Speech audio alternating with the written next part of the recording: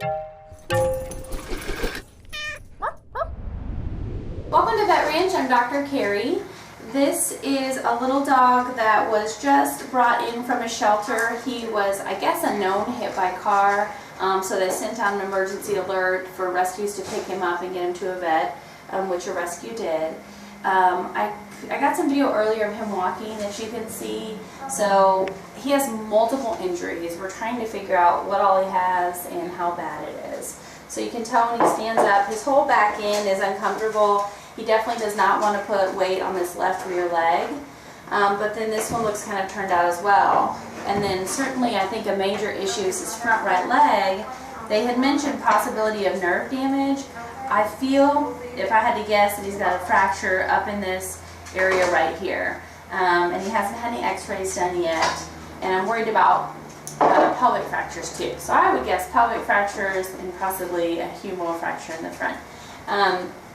They shaved him down because he had a lot of road rash and he had also kind of defecated on himself. And you can see his belly, he's just full of kind of what we call road rash, so scraping on the road. He's on pain medications now and antibiotics for kind of these wounds. So next up, we're going to probably give him a little sedative for his comfort and then take some x-rays.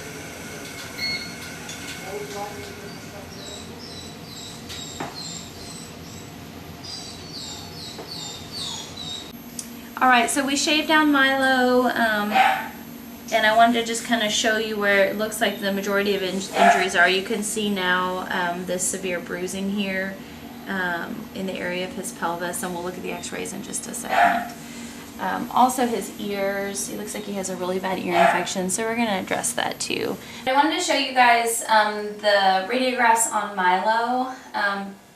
Pretty much shocked that they look as good as they do on the front. So the front legs, there's no major fractures. I think there's just soft tissue injury, probably some nerve damage, why he's kind of dragging that a little bit or doesn't want to put weight on it, but hopefully something that will resolve fine with time. I thought he was going to have a fracture maybe here or maybe in his scapula area here, which he doesn't. So awesome news on that front. And this is his pelvis right here.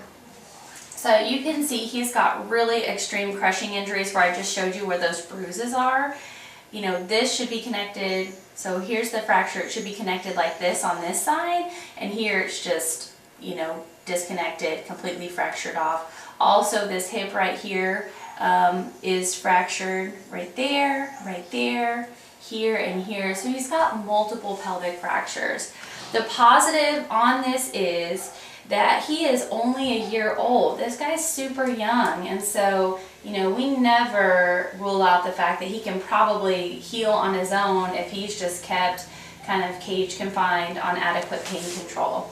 So I'll probably send these off to a specialist just to make sure there's not something we need to be doing different.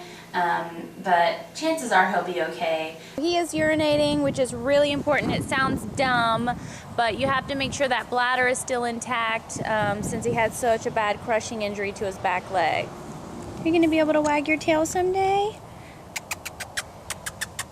All right, we are going to send our little Milo buddy home with his fosters because he's just going to be getting cage rest and lots of love like this. So we're going to send him home and recheck him in a couple months and probably re-x-ray him and see what that pelvis is doing.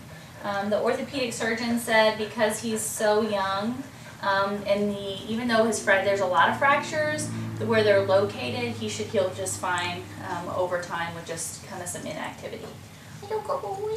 Are you a good boy? So we love him. He's super sweet. And we'll see you soon. We are rechecking Milo at 4 weeks, and if you remember, the first fractures are here, here, here, and here, so pretty much crushed. And then looking over here at the ones from today, this is starting to heal. That one's going to take a while, and this one's also starting to heal.